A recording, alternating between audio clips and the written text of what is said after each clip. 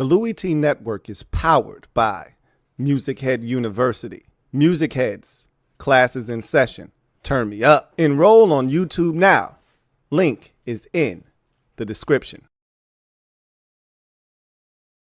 Who else could it be but me, your man, Louie T? Welcome to the Command Post Live. You know what it is. Post up. Take command. Training camp confidential.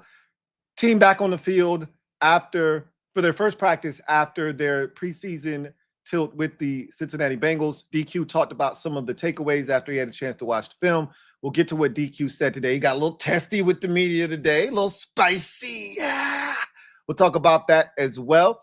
I wanted to kind of circle back because I really didn't have a chance to do this with you guys yet and talk about some of the things that I was looking for going into that Cincinnati Bengals preseason game number 2 and whether we saw those things or not. So we'll talk about that.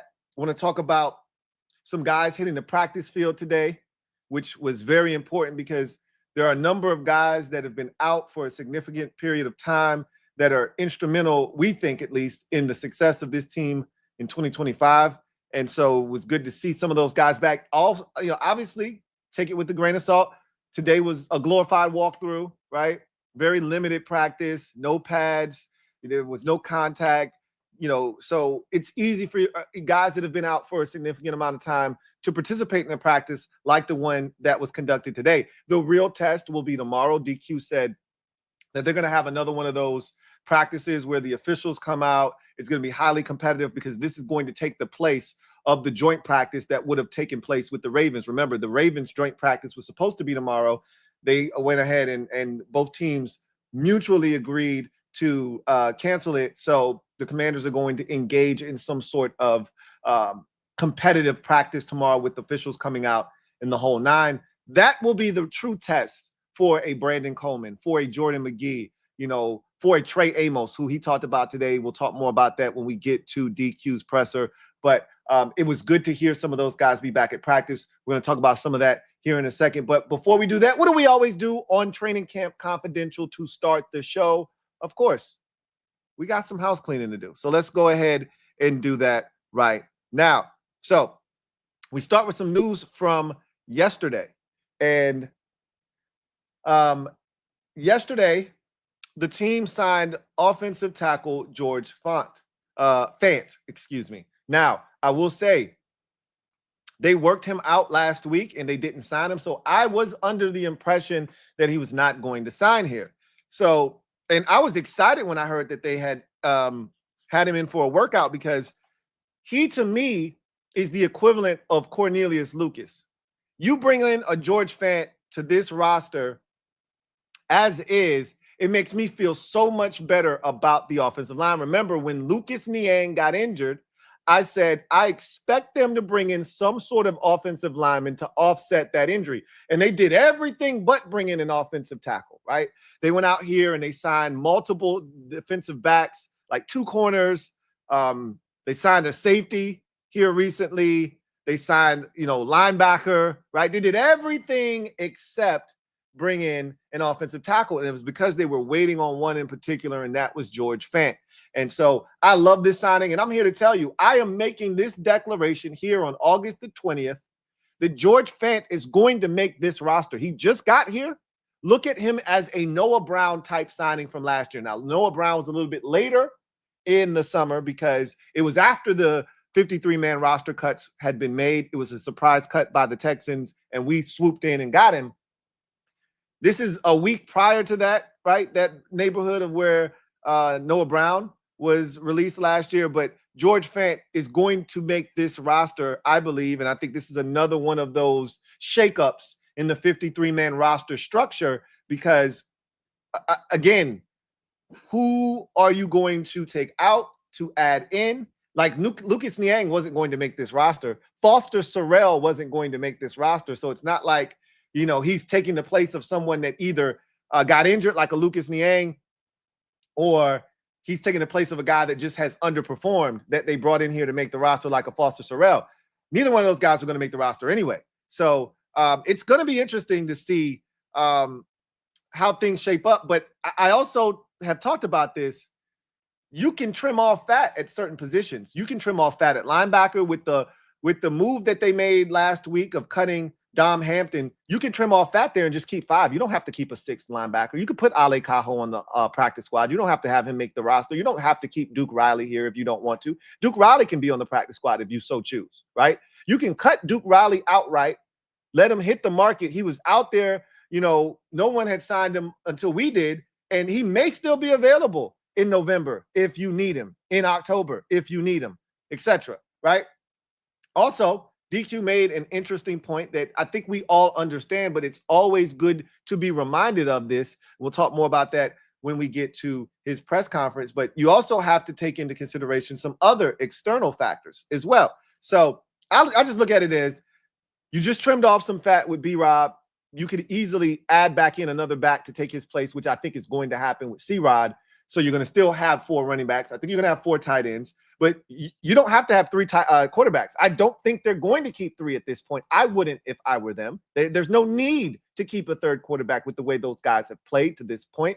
You can always put one of them on the practice squad if need be. For me, personally, if it were up to me, right, and it's not, I'm aware, but if it were me, I'm scouring other teams' practice squads, or I'm looking around the league at guys that are going to be cut off of other teams' 53-man rosters to see if there's a guy that's a veteran that we know can play in this league, or a young guy that has some promise that didn't make a team's 53, and you say, hey, you can be on my 53-man roster. That's what I would be looking for. At this point, Sam Hartman and Josh Johnson. Josh Johnson's 39 years old, okay? Josh Johnson's 39 years old. So there was no future in Josh Johnson. This was a one-year thing. If he could come in here and be a 3rd quarterback, an emergency quarterback, in his 39th season in the league, essentially his 87th stop in the league, then cool. But clearly he has not shown the ability to do that. Neither has Sam Hartman. And then I look at another position that really hasn't, wowed me necessarily, and that's linebacker, right? So you could easily say, well, you could trim off fat there. Wide receiver is another position that hasn't wowed us. You can trim off fat there. I don't see the need for keeping a 6 receiver. So you could, in essence, add that to offensive lineman. I know there's a person out there that, Louie T, we've had this conversation a million times. You don't need 10 offensive linemen. You only need 9. I hear you.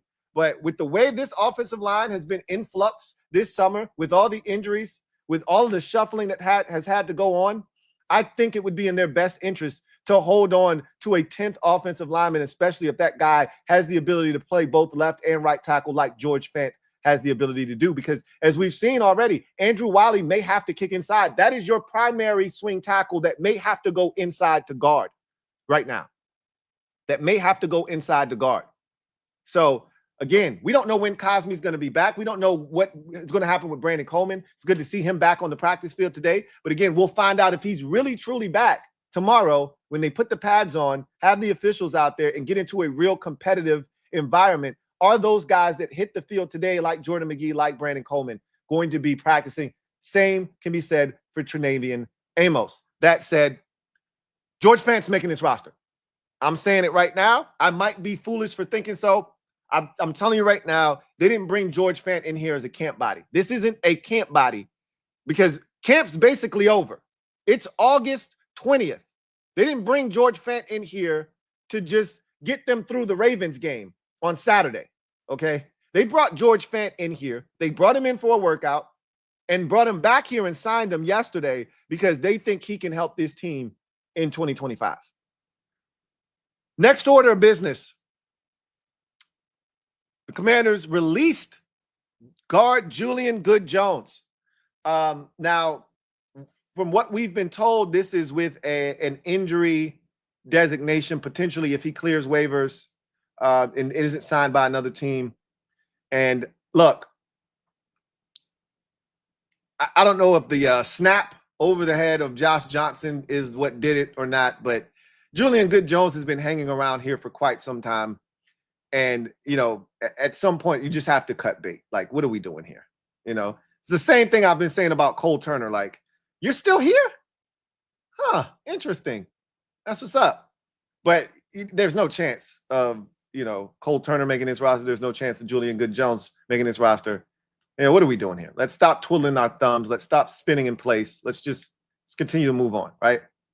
So Julian Good-Jones no longer on the roster. We'll see what comes of that, whether they bring someone else in or, you know, what they see, etc. I mean, we're going to start seeing a lot of guys getting cut here shortly anyway, right? So anyhow, I digress. Moving right along. So on the Brian Robinson Jr. front, if you haven't had a chance to check this out, mods, do me a favor. On my X, I put the link to the Bleacher Report quick hit for today. Drop that link for me, please, in the comment section of this video. I did have a Brian Robinson Jr. video that I did, a quick hit for Bleacher Report, and it was about Brian Robinson Jr. and what makes him expendable. I gave my top 5 reasons why Brian Robinson Jr. is expendable. Go check that out over on the Bleacher Report app. So in talking about that, I found this really interesting from Ben Standing. And look, Ben's been out on the forefront of this. I owe him a double O, and when Brian Robinson Jr. officially is no longer on the roster, which feels like it's going to be sooner rather than later, I'm going to have to cough up that double O, which I'm clutching like pearls right now. But I know I got to give it up because he was out when no one else was out on that thin ass branch. He went out on a limb by himself, and we ridiculed him. And hell, I even pulled out a little saw and started sawing that branch that he was standing on, trying to cut it so he could fall the hell off, so I could laugh at him. And the saw didn't work. The branch ended up being sturdy, and he ended up being right. And everyone else ended up looking like a damn fool. So he's been kind of killing it on this Brian Robinson Jr. thing. And I thought he killed it with this tweet, so I wanted to read it to you guys. He said, on the Brian Robinson trade front, he says, my sense is there's interest from teams as they weigh whether to engage with Washington or wait for his release. I've said all along, I don't think you're getting a damn thing for him in terms of compensation, in terms of a draft pick. I think teams are circling like vultures at this point, knowing that he's going to be released, right? They've checked the temperature already. They see what's going on here, and they're going to wait for his release, and then they're going to try and sign him as he's a free agent, right? He then says, next bullet point, the $3 million plus salary for 1 year won't be for everyone. I talked about that on the Bleacher Report quick hit, right?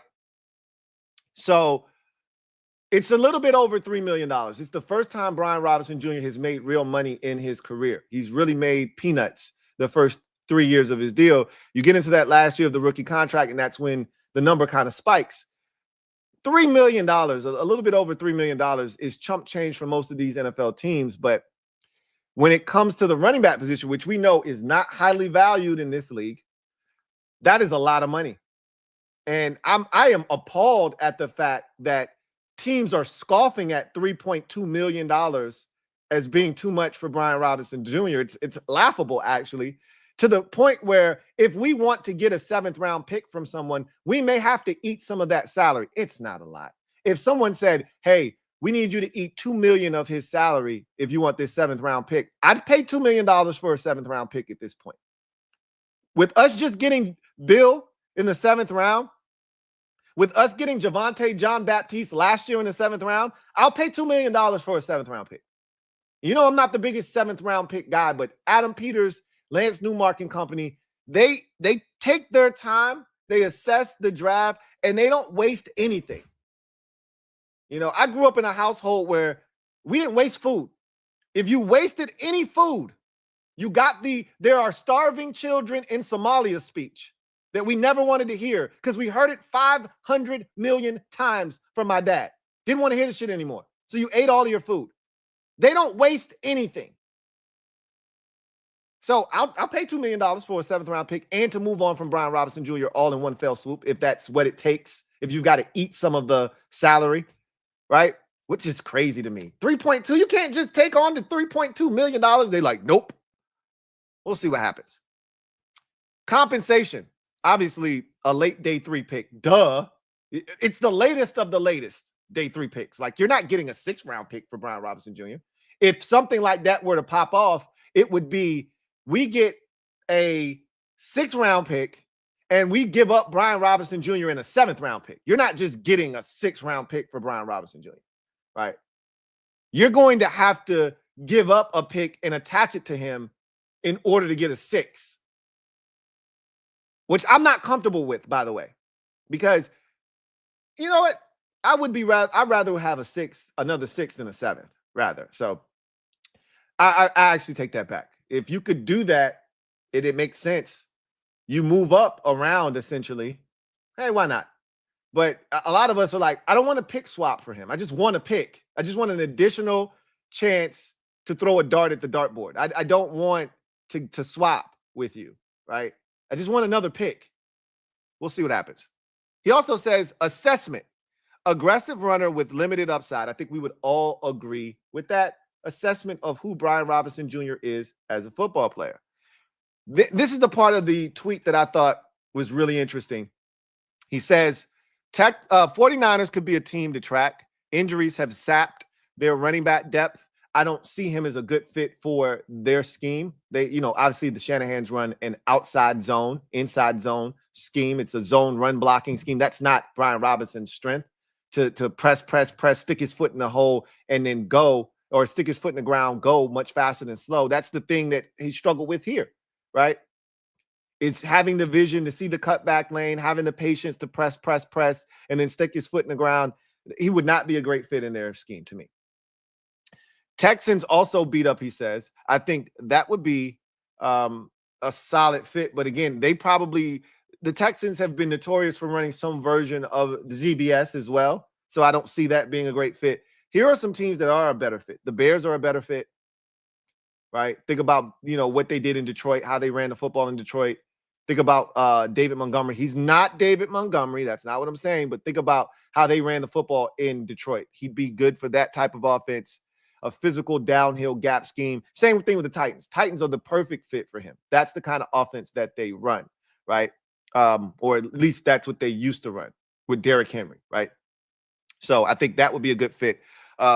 He says, but have running back coaches with ties. So the Bears and the Titans have running back coaching ties to B-Rob. Bieniemy is in Chicago and Randy Jordan is in Tennessee. So it's interesting to see if anybody will actually blink here and say, hey, you know what? Don't cut him. I don't want to have to fight with 6 other teams for his services. I'll give you a 7th round pick so I can just get him on my roster. I still don't think that happens. They'll have to finagle something to make it happen if they do. But my sense of it is it won't get done. He'll get cut when it's all said and done. But anyway, we'll see what happens. Continuing on. This is from practice today. And really nothing happened of note at practice today other than who was at practice and who wasn't. That was the real topic of discussion today. Who was and wasn't at practice. So for me, it's important to see who is at practice because I really want guys that have been out of camp for most of the summer to be healthy enough to potentially see the field on Saturday. I think it's important for a guy like Jordan McGee to get some reps this summer. He hasn't. This is the 2nd summer in a row that this guy has barely played in the preseason. He hasn't played at all in the preseason this year. He didn't play but 2 possessions last year against the Jets in the first preseason game and didn't play the rest of the preseason. I think it's important for him to get some reps. So if he's healthy enough, if he's able to go through practice tomorrow and come out no worse for the wear, and there's no setbacks the day after he feels, why not put him out there on Saturday? Even if it's in a limited capacity, why not get him out there, get his feet wet a little bit, right? So John Combs says linebacker Jordan McGee taking reps in practice today, more of a jog through today. So again, take it with a grain of salt. This was a practice that everybody could be a part of if you were healthy enough. Like you didn't have to be totally healthy, ready for contact, etc., to participate today because there was none of it. Tomorrow will be more of the test for some of these guys.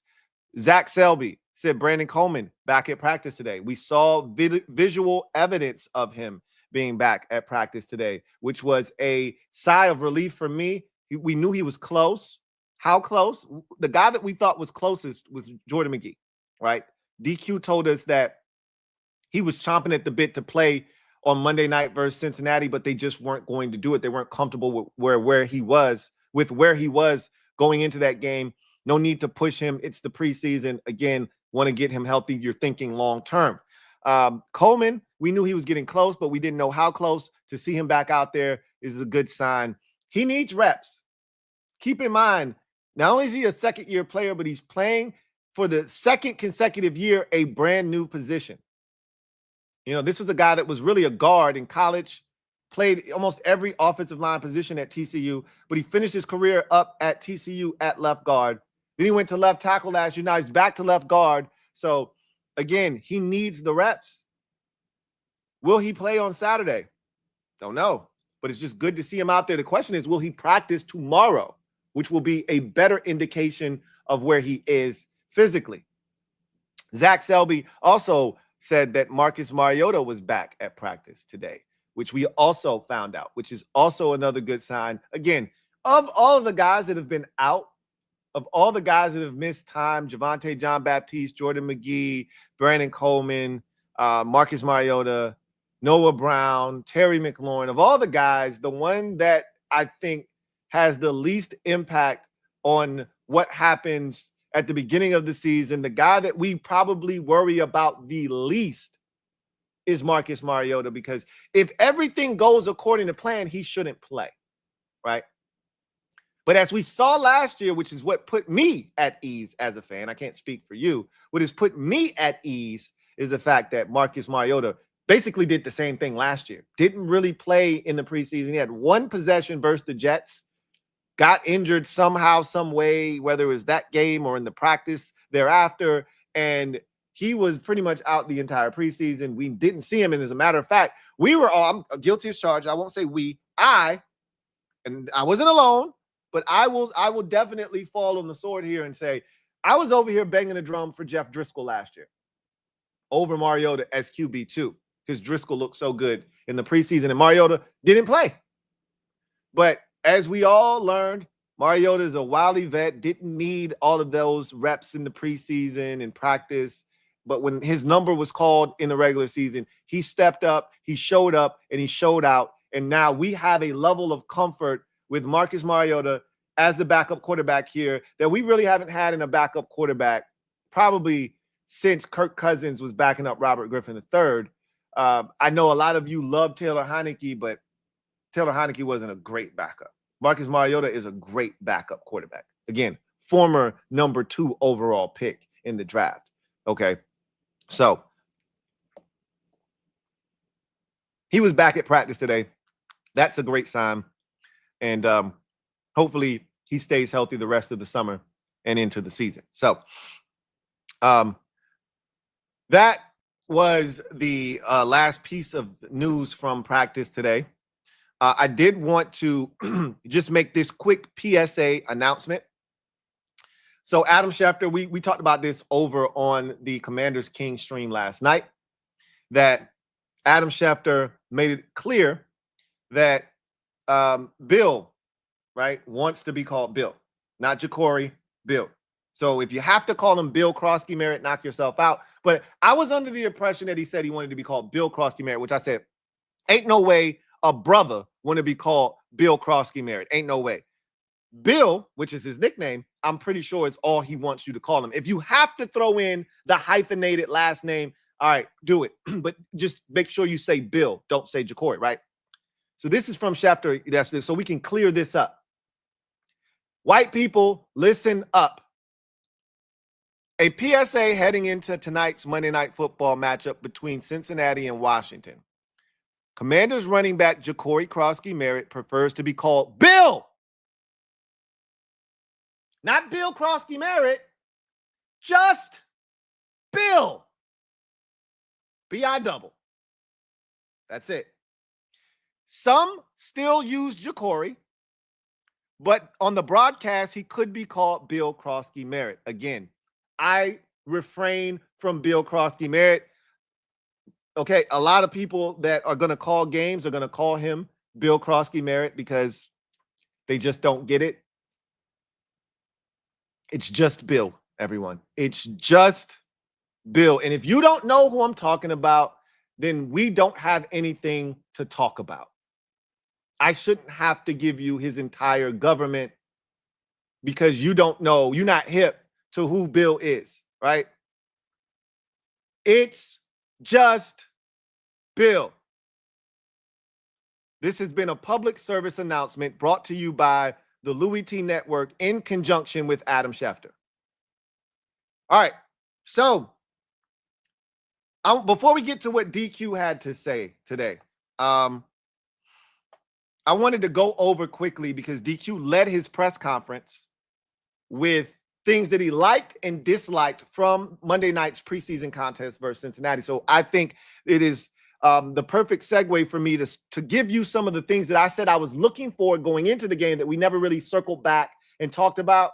And then it'll lead us straight into DQ's presser where he talked about the things he liked and disliked, right? So let's talk about it. So I said that I wanted to see 1, 2, 3, 4, 5, 6, 7, 8 things in particular from the game. Let's see how they did. I said I wanted to see the Jaden and Debo combination. I think you get a check there, right? I mean, Jaden didn't attempt the pass, but he did hand it off to Debo once, and it was for 19 yards, right? So we saw the Jaden Debo connection, not the way that we had anticipated necessarily, but we saw those two hooking up nonetheless. From Jaden's hands to Debo's gut to 19 yards up the sideline. It was a thing of beauty and something I hope we see many more times throughout the course of the 2025 season. New running back one, Bill, B.I. double. We got to see him.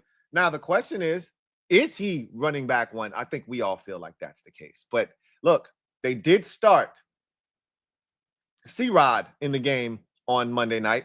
I don't think we should put too much stock into that. I think B.I. double is RB1. I don't know if you guys saw the picture today, but there was a massive amount of media surrounding both C-Rod and Bill after practice today for media scrum sessions. I've never seen that many guys and gals in the media around a running back that wasn't like Clinton Portis or something. Like, it was crazy. It was a lot of people. But there's a lot of intrigue around that position right now. And, you know, the crazy part is a lot of the media members aren't even interested in what the hell these guys have going on. They want to talk about the B-Rob situation. Like, how do you feel about Brian Robinson Jr. and you know, the relationship you have with him and how things are going right now? And how did that make you feel? And how are you guys staying focused with this all going on? And they're like, I got a job to do. You know, like, that's my dog. Like, Bill was like, that's my dog. You know, that's my guy. But at the end of the day, I mean,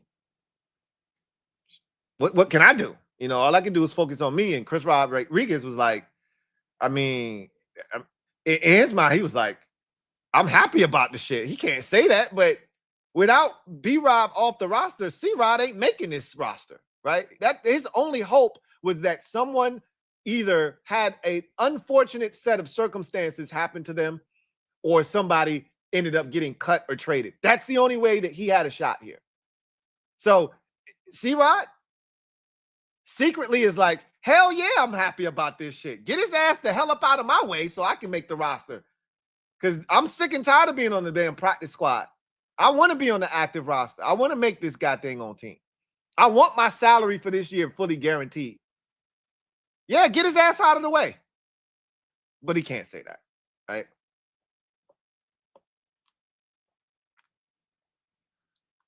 I thought Bill looked good. Despite the third quarter, third string offensive line pretty much olaying and allowing the Cincinnati Bengals defensive line instant penetration into the backfield, forcing him to have to try to break 16 tackles on every single snap. When he had space and daylight and opportunity to make something happen, I felt like he did it for the second consecutive game. And so our new RB1 Bill looked the part. So check. I said I wanted to see JCJ, Josh Connolly Jr., at right tackle with the starters, which we knew was going to take place because we'd already seen what had happened the last time where there was no Brandon Coleman or no Laramie Tunsil, right? So had there been Laramie Tunsil in this game, Wiley would have probably kicked over the guard, left guard, and because I think it was going to be Josh Connolly Jr. at right tackle regardless, right? They want to continue to give him reps because they want him to be the opening day starter at right tackle. So no Laramie Tunsil, which we knew going into the game in advance. So that meant Wiley, who's going to be your swing tackle initially, was going to kick over the left tackle. And that was going to allow Chris Paul an opportunity, which he took advantage of. Good for Chris Paul, because he was another guy that I was looking like, you still here, bro? That's what's up. I don't know for how much longer, but that's what's up. Well, looks like he might be here a lot longer than I gave him credit for, because he played really, really well last night. So, and DQ complimented him, or 2 nights ago, rather. DQ complimented him on that. So we'll talk about that a little bit later on. But we saw Josh Connolly Jr. again at right tackle. And for the second week in a row, I have been floored, like absolutely blown away by his ability to block in the run game. I told you guys last week, the biggest surprise for me right now of, I think, all of the young guys in camp, the biggest surprise for me has been Josh Connolly Jr.'s ability to block in the run game. I did not expect him to be this dynamic a run blocker, because, and DQ literally echoed my sentiments. As a matter of fact, I'll save that conversation for when DQ addressed it in his presser today, because I literally said almost verbatim, I said the same thing to you guys a week ago about Connolly. You know, when you think about a guy that athletic and, you know, needing to get functionally stronger, you think pass protection, he's not going to be a force in the run game. And it's been actually the opposite. Not that he's struggled in the run pass game or anything like that, but he's been more dominant. What has stood out about him more has been his ability to really be a mover in the run game. He's not just sealing off guys, he's moving guys in the run game. It's been really fun to watch. So he was impressive. Was Josh Connolly Jr. He was impressive. Jalen Lane and Luke early was something that I wanted to see. And I also put in parentheses Ben Sinnott. I wanted to see him as well. No Zach Ertz. I wanted to see Sinnott get some run with the ones. That did not happen. All-time number 2 all-time TE2, John Bates, actually removed himself from the all-time TE2 location and into the number 1 tight end spot. So we didn't get to see Sinnott early. And once you got into the second and third quarterbacks that played in the game, it was basically lights out, baby. But Jalen Lane did take full advantage of the opportunity despite the lackluster play from the quarterbacks, and he showed well in the game. He could have had an even bigger game if the quarterbacks weren't awful. So same for Luke. You know, he got a pretty bad rap. People continue to pile on him, but the all-22s tell the story of Luke should have gotten targeted multiple times in this game and could have had a pretty, solid night had the quarterbacks once again not been totally ass-tastic, right? So I'll put a check there, but it's a half a check because Luke didn't do anything. Ben didn't get a chance to do anything, but Jalen Lane did. So I'll put a half a check there. I said I wanted to see this defensive line. We've heard so much about them. They've dominated throughout the summer. I wanted to see that domination. I wanted to see flashes in this game, right? And we saw that. I told you one of the strengths of the defense in the game on Monday, one of the biggest positives with the starters in particular, was the play of the D-line. I thought the entire starting unit looked good and flashed and made plays. From Dietrich Wise, who did have 2 penalties, including a horse collar penalty that was, in fact, a penalty. Despite DQ saying he was going to turn it into the league, it was definitely a penalty. But that was a good play on his part. You saw Deron Payne make the first tackle of the game. Got off a block and made a tackle. Good to see him being active.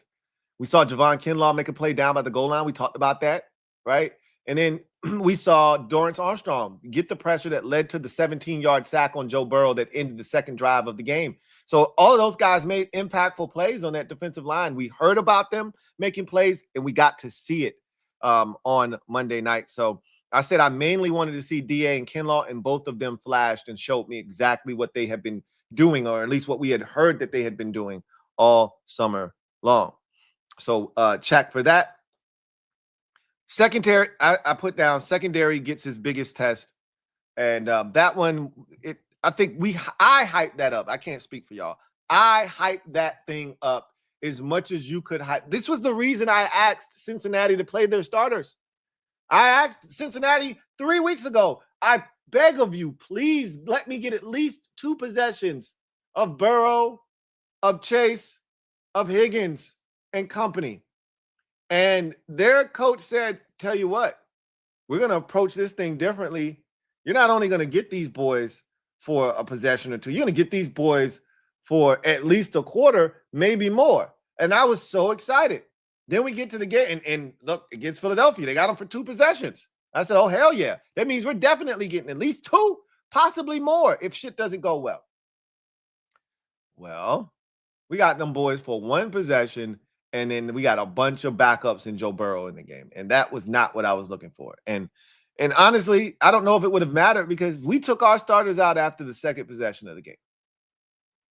So the first possession, you had the big pass interference penalty, the 4th down offsides on Louie, the pass interference on Noah Igbenogany, and that's pretty much how they got down the field.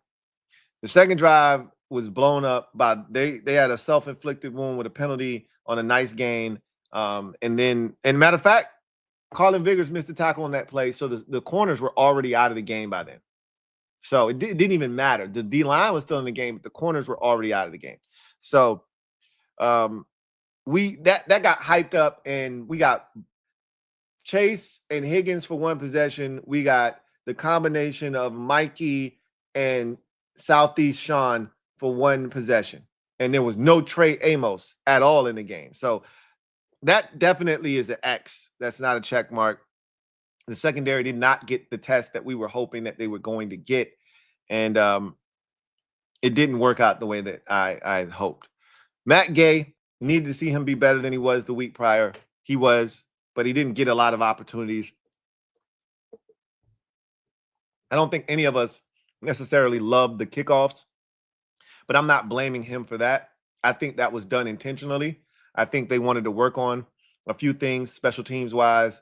So they asked him to directional kick the football, kick it on a line drive. I don't like that. I don't think that's something that you look to do during the regular season. So if we continue to see that, then it's a problem. I think they were just trying something. That's what you're doing in the preseason. I think he's going to be able to kick the football off at the goal line at the 1 and have the team run down there and try to cover the kicks in a more traditional manner. But he did make his lone field goal attempt of the day. So, I mean, he was solid. Nothing to write home about. Still want to see him get tested in the 3rd and final preseason game. There are not many things that you're looking for necessarily in that 3rd and final preseason game. One of the things that we will be, however, looking for is Matt Gay, right? Can he deliver in that game? There's going to be a lot of bad quarterback play on our side, obviously, with who we're going to be putting out on the field. Hopefully he gets in the field goal range a number of times and has at least 2 or 3 opportunities to kick from distance. We're talking 45, 48, 49, 51, 53, something of that sort. And so let's see what he can do, right? And then lastly, I wanted to see, so I guess Matt Gay gets a check. And then lastly, special teams coverage and the return game. Our kickoff returns have been ass. And DQ pretty much talked about the inability to make people miss. The kickoffs have been as vanilla gets, right? But those aren't the guys that are going to be returning kickoffs when the season starts. So I'm not really tripping about that. Who's going to be returning kickoffs is the question. Are they going to put Austin Eckler back there? Are they going to put Debo back there? I think there are going to be certain instances where they do look to maybe put Eck or Debo or both of them back there. But ultimately, I don't think either one of them are going to be back there. So the question then becomes, who the hell are they going to put on kickoff returns back there? Because right now, I'm not feeling the options that are available to us. Could Noah Igbenogany be back there? You know what? That might not be the worst thing in the world. That might not be the worst thing in the world. But I'm not loving like we've only had one Jalen Lane return. It was very uninspiring.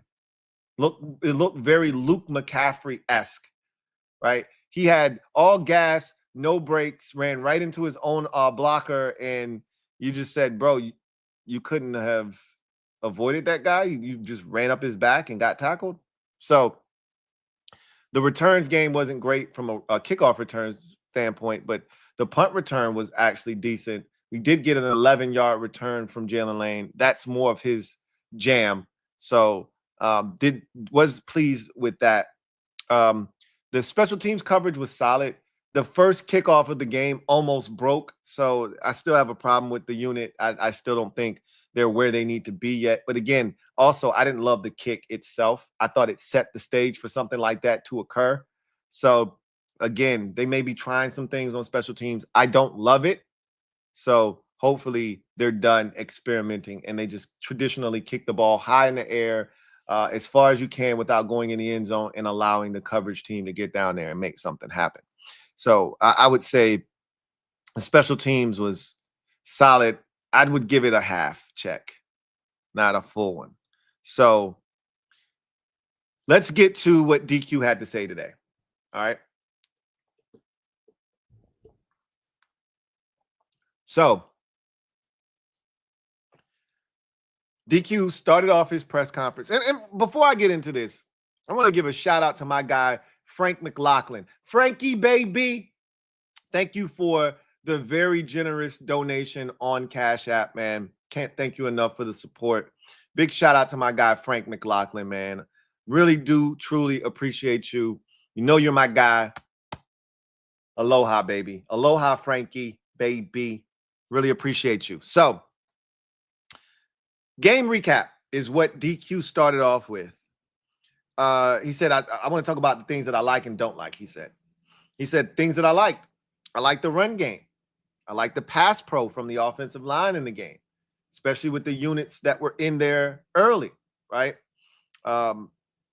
Obviously, the run game was dominant, and the pass protection, the quarterbacks had time to throw the football. Both quarterbacks, or all three quarterbacks, rather, had time to throw the football. He said he liked the energy of the defense early, as did I. The defensive line, and, you know, Frankie Louie was out there, even though he had the offsides, and Quan Martin making some plays and some tackles, especially the one down by the goal line. He liked the energy that they played with, which they lacked any sort of energy in the first preseason game. There was no juice. So it wasn't hard to eclipse what they had done in the first preseason game, but you could feel a little bit of that energy in the preseason game number 2. He said he liked the sideline brotherhood, right? He liked the brotherhood that was taking place on the sidelines, guys coaching up other guys, guys encouraging guys that were on the field, etc. So he said that was something else that he saw, he felt, and he loved. The things that he disliked, the lack of takeaways. I've already, in my mind, come to the conclusion that we're just not a team that takes the football away. We don't have guys that actively look to get the ball out. We don't seem to be at the right place at the right time. We don't deflect footballs in the air and give somebody a chance to run under it or make a diving stab like we did in the joint practice versus the Patriots, where Bobby got his hand on the football and it was picked off by Mikey. We don't create turnovers. That just feels like it's going to be another thing that's just going to be a struggle for us this upcoming season. I hope I'm wrong. We were this close to Cleveland Farrell forcing a fumble in the game, but that was as close as we got. I mean, you did have Rob McDaniel with a one-hand attempt, but again, if we're relying on a third-string safety to potentially get a one-handed pick as our only means of forcing a turnover, or a second-string backup rotational depth, defensive linemen going up against 2s and 3s, barely getting to the quarterback and almost forcing a fumble. If that's what we're relying on to force turnovers, probably in a lot of trouble anyway, right? So the lack of takeaways, we were -2 in the game. He said, you're not going to win very many games doing that. Again, the -2 came from 2 guys that won't even be on the roster more likely than not. So not really tripping about the actual turnovers themselves that we gave away. The giveaways aren't the problem because we have a very stingy quarterback. He doesn't like sharing, and that's the way we like it. That's the way, we like it. That's the way, we like it. So I'm not really tripping. The problem is we still don't produce a lot of turnovers. That sucks. That sucks. He said tackling and breaking tackles.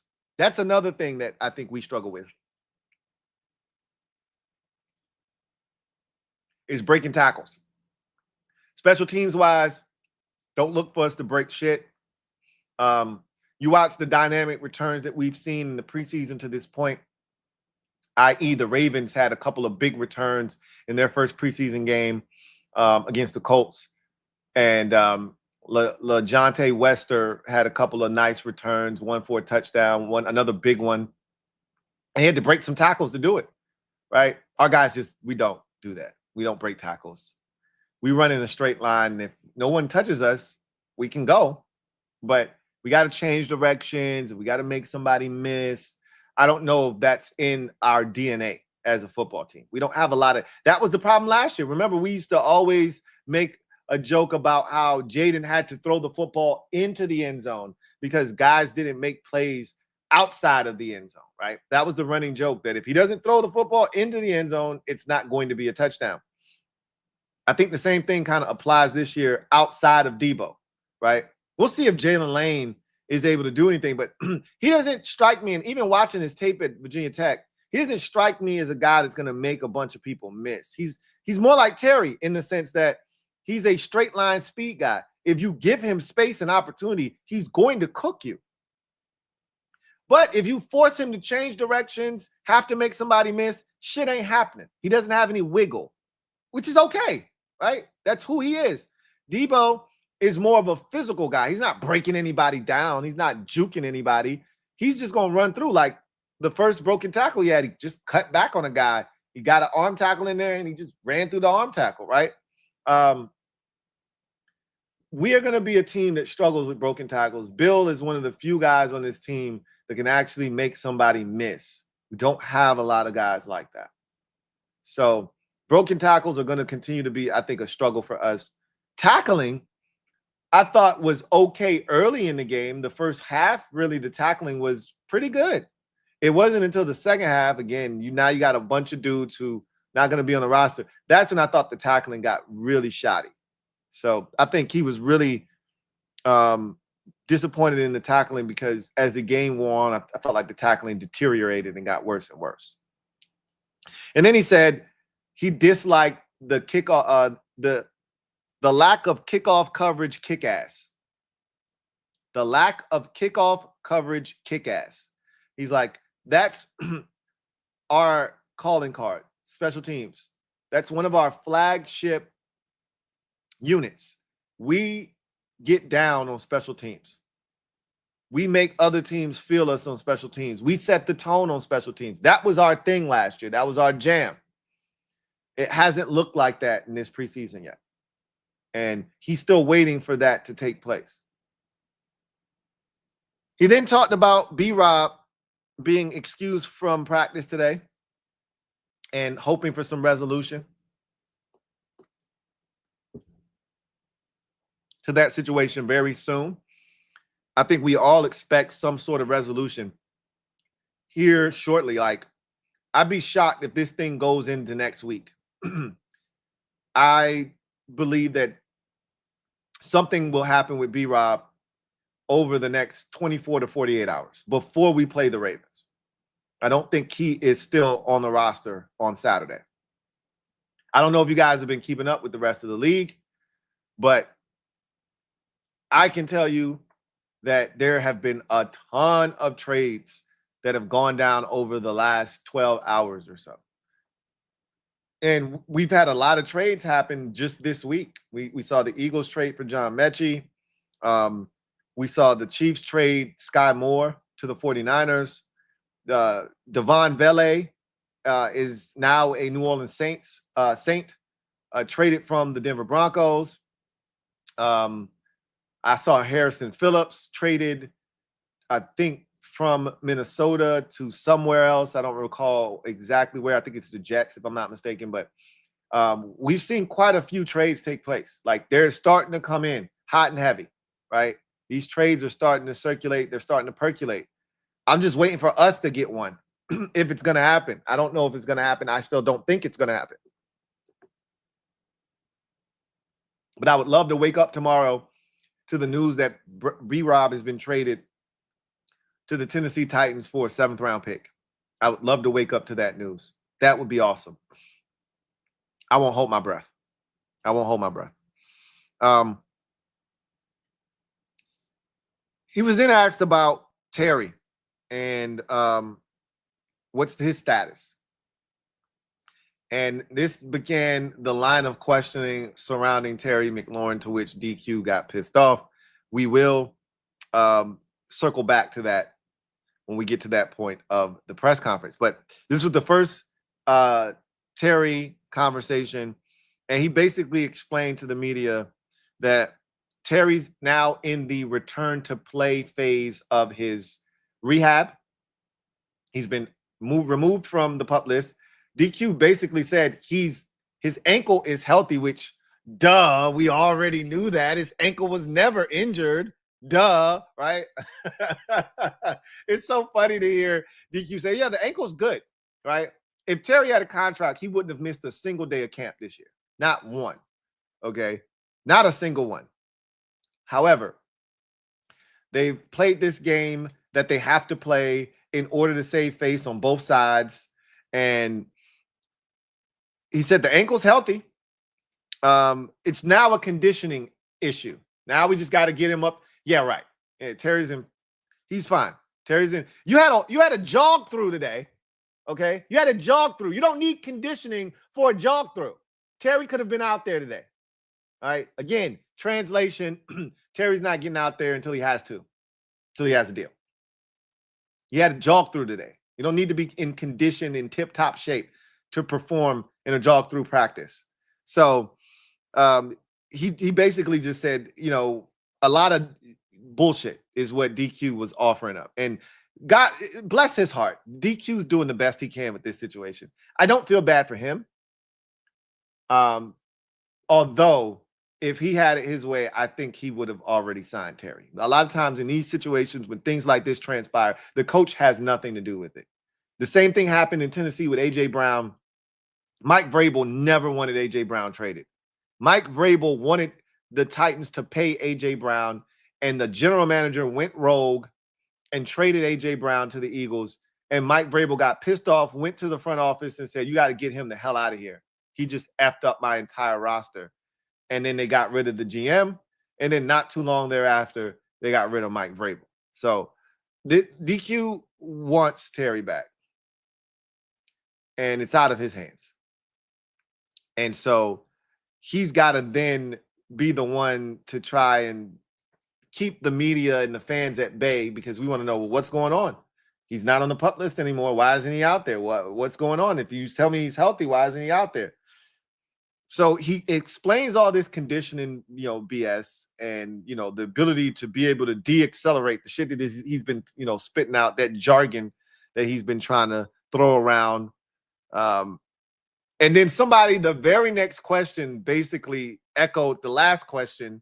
And he's like saying the same thing. He's like, I could literally explain what I just said again if you need me to. Like, almost like, the hell are y'all doing here? Come on now. Let's get your shit together.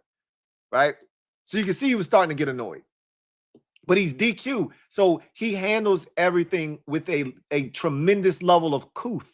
So he's not going to get pissed off at you. He's not going to raise his voice and be an asshole about it. But he's going to give you that smile like, hey, I'm trying to be nice here. You guys are really, you're being really, really stupid about this. Let's get this press conference back on track. So then Chick Hernandez says, let me get away from the Terry line of questioning and says, what's going on with the Ravens game on Saturday? Do you got a plan for that as to what's going to go down, who's going to play, who's not going to play? We're not there yet, obviously. You see what happens tomorrow. You see how everybody feels. And then my guess is you'll probably hear from DQ maybe after practice tomorrow. You may hear from him before. If there's a walkthrough on Friday, you might hear from him then, and he'll tell you who is and isn't going to play. Either way, we're either going to find out who won't participate on Saturday, tomorrow, or Friday, or rather, who will, because the list of people who aren't going to participate is way too long for him to sit there, and it's more like the first preseason game. Like, pretty much the entire roster isn't playing on Saturday. So it'd be in his best interest to just tell you who might play in the game. And he's not going to even do that. More likely than not, he's just going to say, hey, we got some decisions to make. He'll probably make it seem like some guys may play. I don't think anybody's playing in the game on Saturday, to be honest with you. He said today that they have some decisions to make. There won't be as many guys that played on Monday that are going to play on Saturday. Of course, we already know that.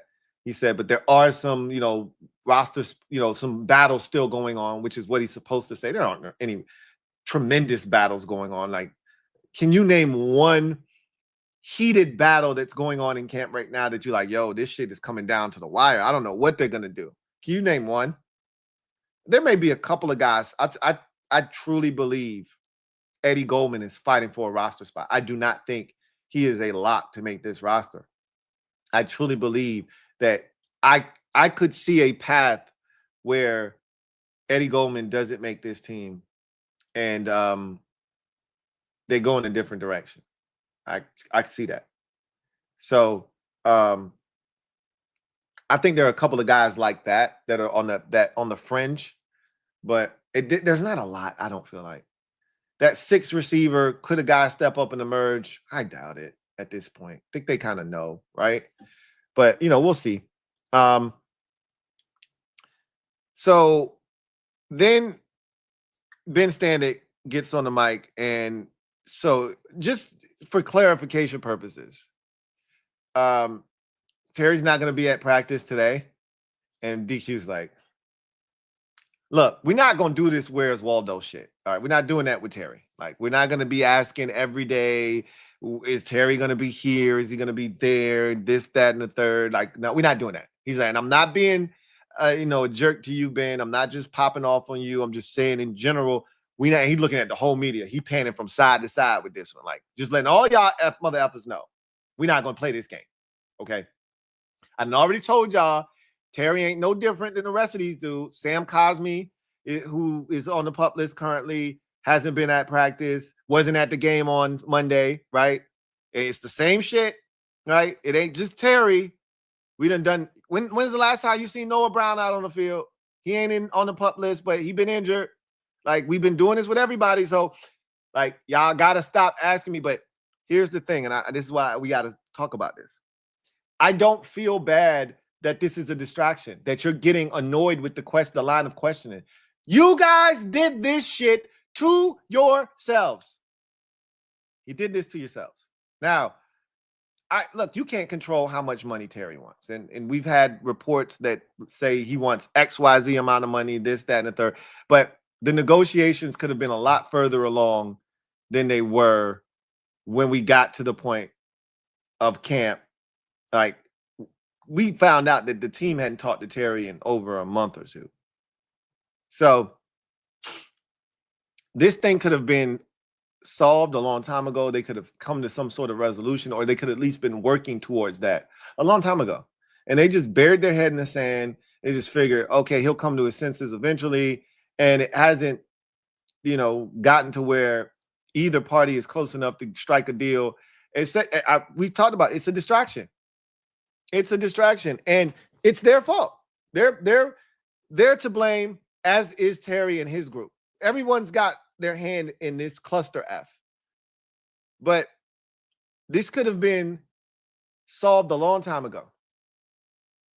This could have been solved a long time ago if both parties were willing to come to the table and come to some sort of agreement. And again, I can't speak to what Terry's camp, is or isn't willing to do, but I feel like the team could have done a better job of trying to further this thing along. And they've dug their heels in. We see what the situation is.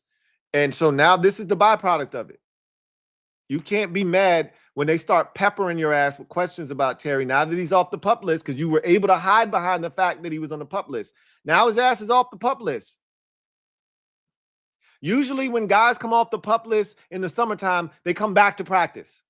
Timothy McKay came off the PUP list and practiced the same day. That's usually what happens when you get removed from the PUP list. So people are just quite, they're very inquisitive at this point. They're going to inquire about the whereabouts of Terry McLaurin. This is what comes with the territory. So he was then asked the difference in Chris Rodriguez this year. And the biggest takeaway from that question is C-Rod's ass is in shape. 2 years ago, he was out of shape when he showed up. The team told him, you better get your ass in gear. Last year, he showed up. He was out of shape in OTAs. Anthony Lynn challenged him, told him to get into better shape. He did, but it wasn't good enough. This year, he showed up and he was in better shape. Still not where they wanted him to be, but he was in better shape. But they told him, you can do better, so do better. He came back to camp in tremendous shape. Look at Chris Rodriguez's body this year as opposed to last year or the year before. He's in much better shape. Much better shape. And DQ said the first thing out of his mouth, he's in much better shape. His conditioning is way better than it was before. Then he went on to talk about his being better, him being better in pass pro, in the pass game rather, right? And then he circled back to being in shape and saying that's the biggest thing that I've seen. That was always the biggest knock on Chris Rodriguez is you're too damn big. And DQ said he's always been a physical runner. We knew that when he was coming out of Kentucky. Can he be in shape, though? And I have to say this. I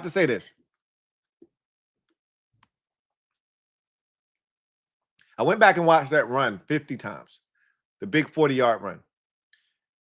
It wasn't like the Ja'Cory Crosskey-Merritt run where all Ja'Cory Crosskey-Merritt basically had to do was run straight, right? C-Rod did have to press a little bit, cut it back, jump cut, and then accelerate. B-Rod might not have been able to do that. Not as clean and crisp as C-Rod did. I don't know if he gets 40 out of it. I'll just say that. He might have gotten 18 or 22 out of it. I don't know if he gets, 40 out of it.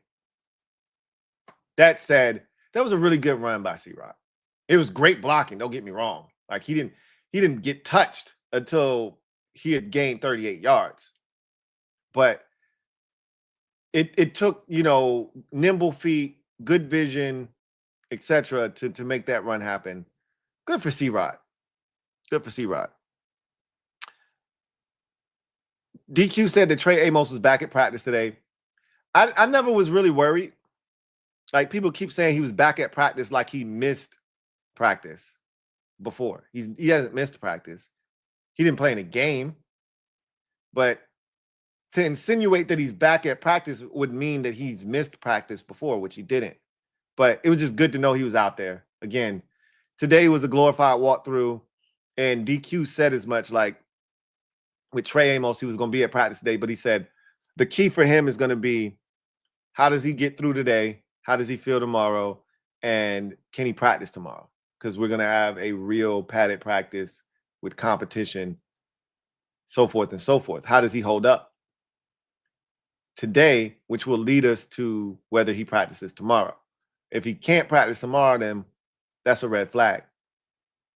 If he can practice tomorrow and he gets through that with no issues, then we should be all systems go for week 1 against the Giants. If he can't practice, there will be a little bit of concern, but it'll be more of, all right, you just put him on ice and you just rehab him and you just get him ready for week 1 against the Giants. Like, forget practice up until the week of the game, right? So next week, no practice for him. If he can't go tomorrow, no practice for him. Let him rest, rehab, get him ready, get that hamstring where it needs to be. We don't want to start that soft tissue shit. And then you get him ready for week 1, right? Sam Cosmi continues to hit all the markers, DQ said. He said, now, I've told you that there's no timeline on some of these guys. He said it's a little different for the pup list guys because we do have a deadline that we have to make a decision by, which is, I want to say, that same day that they cut down the rosters to 53, you have to make a decision on your pup list guys because either they're going to be a part of the 53-man roster or they're not. And so you have to make that declaration by that date. So they have a hard deadline of having to figure out if Sam Cosmi is ready to, be removed from the pup list or not. And he said right now they're encouraged. He's hitting all the markers. They feel really good about where he is. But I think they're going to have to figure out if he can start to practice. It's one thing to be doing drills, agility drills, moving around, running, all that stuff. It's another thing to have a 250, 275, 300-pound, 315-pound man leaning on you and having to have that kind of force, have your knee under that kind of force. So they're not, I don't know if they're not there yet, but they are encouraged by where they are. I still contend, and you know what I'm about to say, all in for week 1, although I think he's going to be ready by week 3. I've made the declaration that Sam Cosmi will not start this season on the pup list, and that's my story, and I'm sticking to it. Cosmi and Terry not being at the game, he was asked about that. So he said, look, some guys didn't have any treatment that day, so they didn't have to come into the facility. Being that they weren't going to play, their schedules were set up a certain way, so they just weren't obligated to come to the game.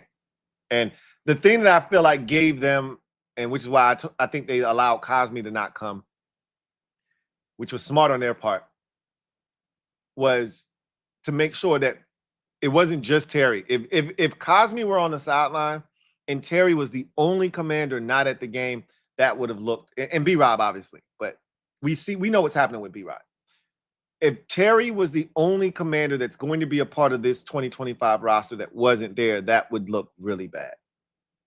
But because Cosmi too was not at the game, you could easily then just throw a blanket statement over it and say, hey, guys that are, working their way back, have a certain schedule. Their schedule didn't require them to be at the facility, so we just told them they could stay home. That's an easy one when you attach it to multiple guys. If it was just Terry, that's a bad look. Not that I give a shit. I've already told you I don't care about him not being there. Doesn't make me one bit of difference. Josh Connolly. He talked about Josh Connolly making the transition from left to right. But he said, look, the left to right thing, I knew he was going to figure that out. He's an athlete. That really wasn't something I was concerned about. He said the thing that has been really impressive with me, and this is what I was talking about earlier, Connolly's ability to block in the run game has blown DQ away. He said, that's the thing I didn't expect. He said, when he came out of college, you knew he was this tremendous athlete, so you expected him to excel as a pass protector. When you think of athlete being, very athletic, but needing to get stronger, the last thing you think is, oh, he's going to be a force in the run game. That's the last thing you're thinking about. Because to be able to move a man against his will, it takes brute strength, something that we don't associate with Josh Connolly Jr. we associate quickness, athleticism, the ability to get out and pull and to get out in front of a screen and to get down the field and mollywop somebody. We associate that with Josh Connolly, not taking a guy and hooking him and moving him out of the way, not getting a down block and then turning around and sealing off the linebacker. And you go, you just get two on that play? Did you just help open up that massive hole for Chris Rodriguez? Did you just do what I think you just did on this Ja'Cory Krosky merit run? You're like, what? Yeah, no, Josh Connolly has been killing it. And I told you, I said, the biggest surprise for me has been his ability to run block. I didn't see that shit coming. DQ basically said the same thing. I didn't see this shit coming.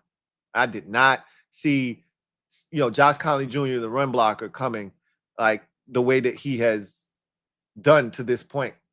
It's been a pleasant surprise. I think it's fast tracking his ability to get out there at right tackle and be the starter. And I don't think they're going to put out another, depth chart before the final 53 going into this Ravens game. Maybe they do. I don't expect many changes to be on it other than guys that have been added to the roster here of late, if they do put one out. But I firmly believe Josh Connolly Jr. is your week 1 starter right now, as of right now.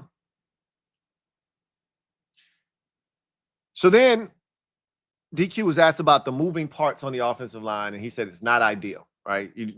Clearly, you would want Brandon Coleman out there taking reps next to Laramie Tunsil, getting that continuity down back, being able to play next to Tyler Biadasz, right? Something he did not do last year. He was all the way out on an island at left tackle. Now he's kicked inside, so he needs to get reps next to the center and next to the left tackle. He hasn't been able to do that. Eventually, Cosme's going to be in the lineup. Well, Cosme hasn't been in the lineup. So it's been Nick Allegretti. At some point, Cosme's going to jump in there. Guess what? The same right tackle that was out there last year isn't out there this year. So Cosme needs to get reps with that guy.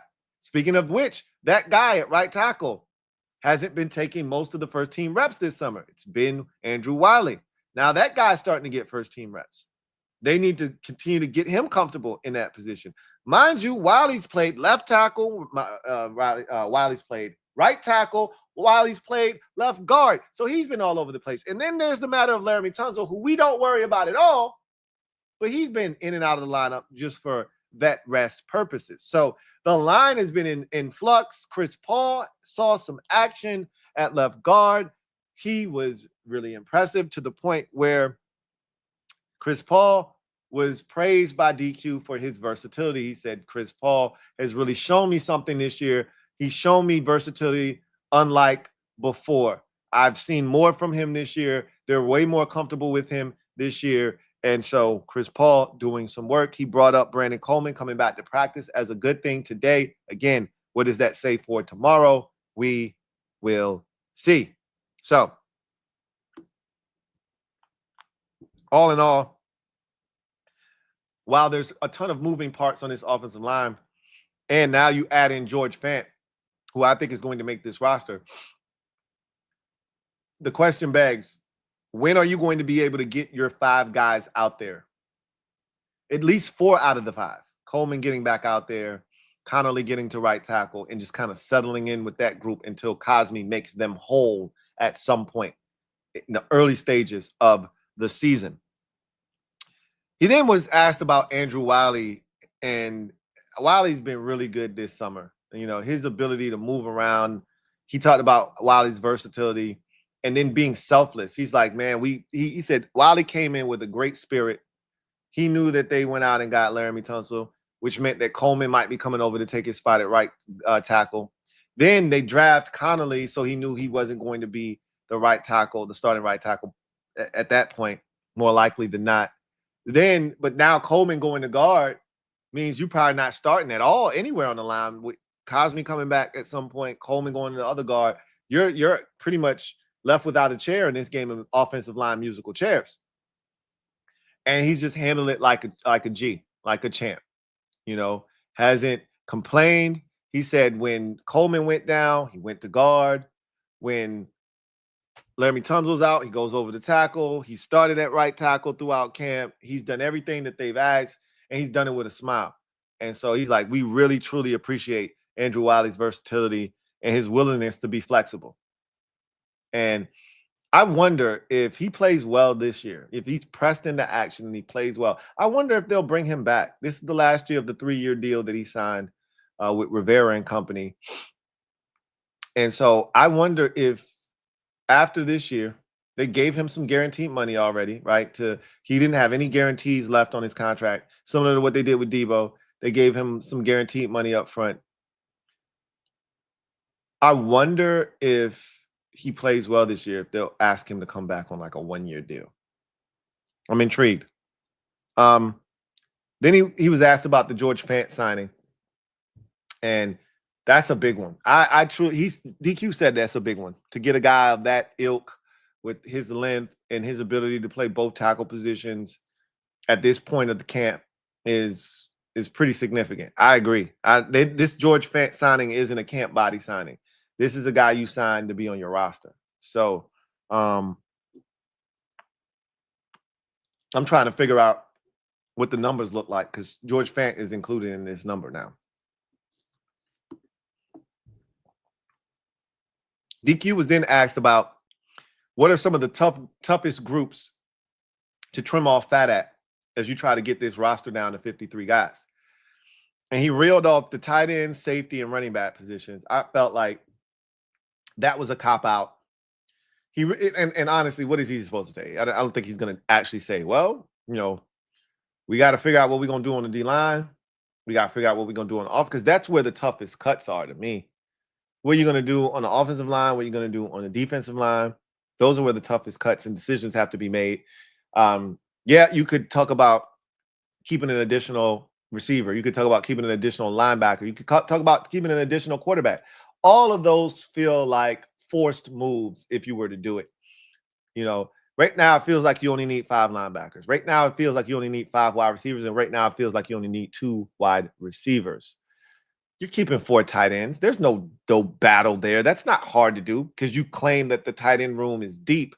You're not keeping any more than 4 guys, and we know who the 4 guys are. Same with running back. Yeah, it's a deep room, but we know you're either keeping 3 or you're keeping 4, and we know who the 3 or 4 guys are. It's not really a debate there. And same can be said for safety. Like, that's one of those groups that it's been 5, it's still 5, and it's going to be 5. So to me, he took 3 positions that he likes, and he just took the cop out, which is fine because we don't have any questions about who they're keeping at the safety position. This isn't like last year where it was like, yo, Defoe might get cut. They're not keeping 6 safeties, are they? Because Tyler Owens made the roster. We never saw Tyler Owens making a roster. So when Tyler Owens made the roster, like, shit, they kept 6 safeties. That's crazy. That was a real conversation last year. That's not a conversation this year. It's Revo, it's Quan Martin, it's Will Harris, it's Tyler Owens, and it's Percy Butler. Nobody else is making the roster. There's no other guy. Ben Nichols not making this team, right? Robert McDaniel's not making this roster. So there's nothing to talk about at safety. So then he talked about the thing that, because he said earlier in his press conference, he urges guys to not play the numbers game, to not start counting roster spots and numbers on the roster as you try to gain a roster spot, right? As you fight for entry onto this roster or the practice squad. He said, don't start counting roster spots and numbers, because he's like, you might not be going up against somebody on this roster. It could be somebody from the other 31 teams around the league. He said, Adam and Lance do a great job of scouting these other teams, scouring the market for other guys that may be able to come in here and help. He then referenced George Fant again as a guy that he felt like they did their due diligence on, worked him out, brought him back in here, and was able to get him signed. That's a big deal. And he's saying there's more guys out there that may be able to help this team that aren't currently on this roster. You're not just competing against guys in this building. You're competing against guys around the entire league. So just put your best foot forward and see where it gets you. And that was his message. And that's something that I wanted to bring up to you guys, is that that's something that we know as fans, that at any given moment, someone could get cut on another team that they're eyeballing. Because I always tell you, somebody's eyeballing your stuff, and they could go out and get that guy and bring him in. But we don't think about it as often. We don't think about the fact that, hey, this guy on this other team could get cut, and that guy could be a perfect fit for what we're trying to do. There could have been a numbers game in Baltimore where they jammed up. They got too many good football players. Somebody had to get cut. That's a good football player. And you're like, don't mind if I do. We ain't got that kind of guy as depth on our roster. We'll take him. So just something else to continue to hammer home. Like, there's guys out there that may be able to play that could end up being a Commander that's not already on the roster. So that was DQ's presser in a nutshell. And let's get to the comment section. We got one comment, and then we will get out of here. GT7, thank you for the super chat. Greatly appreciate you. Thank you for being a member of the MOBB. My guy GT7 writes, Louie, I'm fiending for Commanders football. Aren't we all? I mean, that's why I told you the other night I had butterflies in my stomach. I was way too excited for a preseason August 18th Monday Night Football game. I shouldn't feel that way. But it's good to know that I was not alone watching Rio spike a football after a first quarter Jaden Daniels touchdown run in a meaningless Week 2 August 18th preseason game. We were all amped to see the boys take the field, to see the fellas go out there and make something shake. So you're not the only one. You know, we're all fiending here, but the wait is almost over. The wait is almost over. We are closing in on 2 weeks. This Sunday will put us 2 weeks away from the start of the 2025 NFL season, for the Commanders at least. Obviously, we have a Thursday and a Friday night game, as we did last year. So looking forward to it. He says, so I've been watching the first quarter on replay. Oh, that's not good. That's not good. But it just shows how bad you want to see it, right? He said, so I've been watching the first quarter on replay. The young bull, Connolly Jr., could be a special one. I was really impressed with him. You know, again, the only thing that I think he really has to work on is his hand placement. And sometimes his hand placement is out of whack. And if he can tighten that up, because he'll hit you with the outside hands, right? Where his shit is out. You know, that's you get a holding penalty quick, fast, and in a hurry. You get the wrong official, and they'll call you for holding quick. So I'm gonna need him to tighten that shit up. But outside of that, I've been pretty impressed. Pretty impressed. And he gets better and better. Like, he looked way better in this game than he did in the first game against the Patriots, to me. So that's a great sign too, that he's continuing to get better and better and better every time we see him. So we'll see. They loved him clearly when they took him, and he's young. I think that's something else we don't talk about enough. This dude is super young. Like, there is so much upside with Josh Connolly Jr. So I love to see it. Basically, I love to see it. Anyway, I digress. That's going to do it for me, your man, Louie T, here on this installment of the Command Post Live. You know what it is. Post up. Take command. Looking forward to chopping it up with you guys tomorrow, as we will talk about practice. It's going to be a competitive practice, taking the place of the joint practice that was supposed to take place tomorrow with the Baltimore Ravens.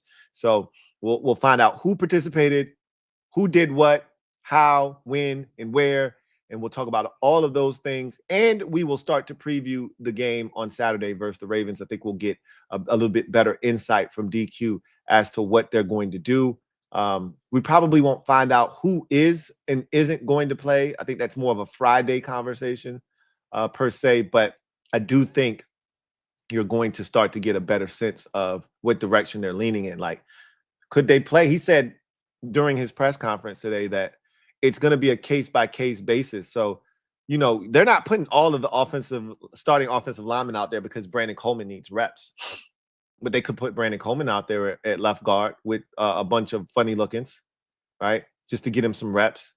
They're not going to put the starting defense out there so Jordan McGee could get some reps, but they might put Jordan McGee out there with the rest of the funny lookings on the second unit and say, hey, get you some run. You know, same could be said for some of the other guys that have missed time, like a Javonte Jean-Baptiste, if he's out there and if he's healthy enough, obviously. That's one of the few guys that we haven't really gotten an update on. I didn't hear he was at practice today. I think he's close, but I didn't hear, oh, yeah, Javonte Jean-Baptiste is out here too. We heard that from McGee, as we talked about earlier. We heard it from Mariota, and we heard it from Brandon Coleman. Still no word on JJB. So I wonder if tomorrow we'll get a sense of whether he was out there or not. Anyway, I digress. You guys enjoy the rest of your evening. I look forward to chopping it up with you guys tomorrow. Until then, I'm your man, Louie T, signing off. You guys take care. Have a good one. Oh, and by the way, I do need to say this. The Commanders Kings event is sold out, which if you didn't know, now you know. If you don't know, now you know. We also have a Commanders Kings IG page now. So if you would, please go over and go ahead and follow us all over on IG. We're going to have a lot of content on that IG page, especially some beautiful photos from the upcoming live event, some videos probably up there from the live event. So go follow us on IG. If you can't be in attendance and you want to get a feel for what it was like, a lot of the images will be shared on that IG page. So make sure you follow us over on IG, Commanders Kings. If you can't be in the building, tickets already sold out, obviously. I told y'all not to procrastinate that the tickets were going. You can still support. You can still be in attendance, in spirit, by donating. Mods, if you would do me a huge favor and put that link down in the description, or excuse me, put the link in the comment section of this video real quick. For those that want to donate, all you have to do is click that link, scroll all the way down to the bottom of the page where you will find all of the donation tiers: bronze, silver, gold, and obviously the WOW card, which will allow you to donate any amount that you so choose. Every donation is going to warrant a shout out from the Kings during the live stream, because we want to make sure you know that your donations were vital and pivotal to the success of this event. And so we thank you in advance for all of the support. Shout out to everyone that got their tickets that will be in attendance at this event. It's going to be a ton of fun. Bart Scott, can't wait. Looking forward to chopping it up with all of you that are going to be there. We're going to have a great time. And so I'm excited. Sold out event, packed house, Kings live for the first time. Should be all that and then some. So got a super chat here before we get out of here from Haval. Thank you for the super chat. Greatly appreciate you. Haval writes, if Fant makes the roster, then who gets cut? I'm going to have to go assess the roster, because it's hard to say right now. That's why I said it's not this easy cut and dry. Okay, Fant is here, this guy's out. Or this guy was going to make the roster, he got hurt or something happened, and now Fant's going to take his spot. It's not as cut and dry and easy. I'm going to have to see who, but here's, in my mind, this is what I'm telling myself. You're not keeping a third quarterback, you're not keeping a sixth receiver, and you're not keeping a sixth linebacker. That's what I'm telling myself. I could be wrong on all three accounts. They could keep a third linebacker, a sixth linebacker, a third quarterback, and a sixth wide receiver. I could be wrong on all fronts. And this thing could get really complicated quickly. But in my mind, just based off of what we've watched, there's no need for a third quarterback. There's no need for a sixth linebacker at this point, and there's no need for a third quarterback, right? Or sixth receiver, sixth linebacker, third quarterback. There's no need for any of them. So in my mind, that allows you to keep the fourth running back with no penalty.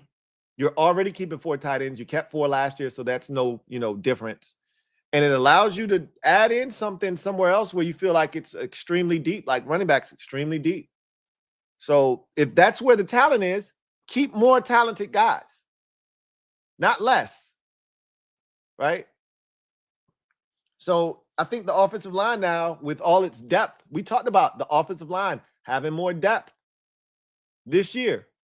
George Fant adds to that depth that we talked about. You need to have depth. Last year, we ran out of bodies last year. We ran out of bodies down the stretch. We were a fatigued offensive line. We barely made it to the finish line. Some didn't. Sam Cosmi didn't make it to the finish line. You need more guys that can help you if you get into a pinch. DQ did say that the silver lining in all of the shuffling of the offensive line is that they feel much more confident in the guys that they have as depth pieces based off of what they've had to endure this summer. They've had to move a lot of guys around and figure out what some of these combinations would look like. And so far, it's actually been better than expected, I think. But I feel so much better with George Fant being the swing tackle than Andrew Wiley. I just do. And because Wiley could be playing some guard this year, just depending on, the situation. Like, if anything happens to Nick Allegretti before Sam Cosmi's ready to come in, boom, you could just slide in Andrew Wiley and keep the party going. That's a luxury that George Fant affords you. The question is, where do you trim off fat to add him? Is the fat that has been trimmed off from no third quarterback, no 6th linebacker, no 6th receiver enough to get him on the roster comfortably? Or do you have to start looking at other guys like a Trent Scott and saying, sorry, I don't know. I don't even know if it's lineman on lineman violence or if it's another position that has to be, reduced by one. We'll see. But I do. He says, we know the starting 5. We know Allegretti plus Wiley. We know they love Trent Scott's versatility. Chris Paul has also impressed too. Does that mean Dieter is out? I don't think so. Now, here's the thing that I find very interesting is that Allegretti can play center if you need him to. And so these are the things I think about. You don't need Michael Dieter. Because of George Fant, now you don't need Wiley as your swing tackle. Wiley can be a tackle / guard like he's supposed to be, but really he can fill that guard void if he has to. Let's say something happens to Tyler Biadasz and he has to come out. You can then take Nick Allegretti, slide him over to center, and insert Andrew Wiley. And you still straight, right? That's the versatility of having Wiley, but it's also the versatility of having Allegretti be able to play center. This is why I still have hope that Dieter is not on this roster. And maybe, just maybe, this George Fant signing is the beginning of the end of Michael Dieter on this roster. Now, I don't mind Michael Dieter being on the practice squad. I do not. Because you just never know. We've had years, and you can remember, we've had years here where we've gotten ravaged at the center position. Where we were on the bottom of the NFL, center barrel. Like guys like Nick Martin had to be signed and brought in here to play games. It was not nice to watch. It's not fun. Very nasty times around here. So I don't mind Michael Dieter being on the practice squad. I just don't want him on the active roster. So there's some interesting questions, Habal. I definitely. This offensive line is really, really intriguing. I'm going to have to sit down and really look at these numbers and kind of crunch them and figure out who's what and where, how, and why. Chris Paul, I never, ever have Chris Paul making the roster. All of a sudden now, I'm like, yo, Chris Paul, man. Chris Paul might be on this roster. Like, how many dudes do you need? We could love Trent Scott's versatility, but like Chris Paul could still be on the way out, even like and be a guy that you want to put on the practice squad. Because to your point with Trent Scott can play 4 out of the 5 offensive line positions. Like that kind of versatility is something that doesn't go unnoticed. So, we'll see. You don't want him at tackle, but he can do it if you have to. Anyway, I digress. You guys get out of here. And I will see you guys tomorrow. And we will talk about practice.